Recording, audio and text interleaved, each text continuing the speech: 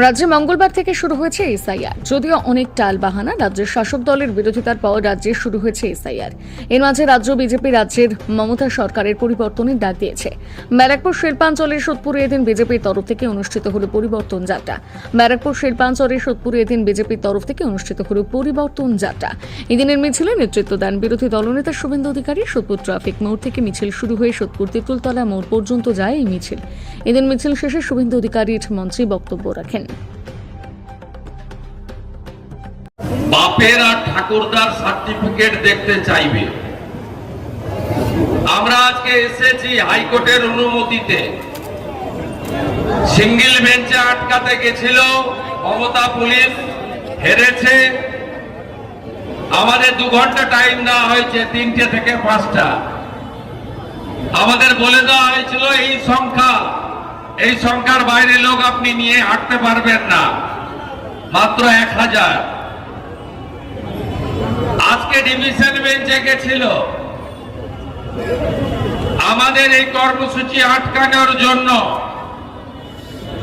আমি যতক্ষণ বক্তৃতা করছি ততক্ষণ ডিভিশন বেঞ্চ এখনো অব্দি কোনো অর্ডার দেননি, সিঙ্গেল বেঞ্চের রায়কে বাতিল করেননি। আমি শুধু জানতে চাইছি, তোলাবাজ ভাইপোর যারা লোকাল তোলাবাজ, Nantu and company, Nantu and Ghantu, আমরা তো 2.5 কিলোমিটার হেঁটে এলাম আমার বাবার এবং ঠাকুরদার সার্টিফিকেট বিরোধী দলনেতা থেকে নীতিশ পণ্ডিত মন্ডল প্রেসিডেন্ট, কারোর কাছ থেকেই তো চাইতে কেউ এলো না। তোমার দেখা নাই রে, তোমার দেখা নাই। এইসব ফাঁকা আওয়াজ দিয়ে কিছু চটি চাটা মিডিয়াতে লাইভ করা যায়, মাঠে দাঁড়ানো যায় না।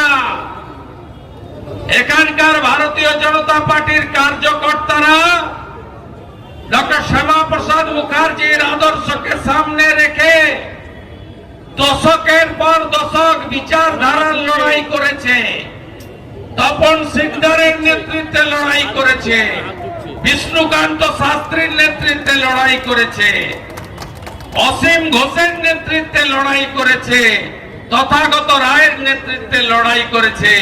এদেরকে ধমকে কোনো লাভ হবে না।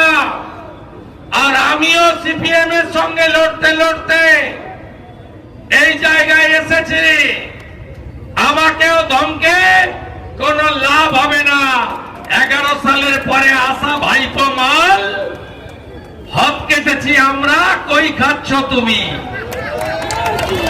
এখানে যারা আছে কেউ প্যারাশুটেও নামেনি, লিফটেও ওঠেনি, আমরা সিঁড়ি ভেঙে ওঠালো। তাই সার্টিফিকেট দেখতে কেউ চায়নি।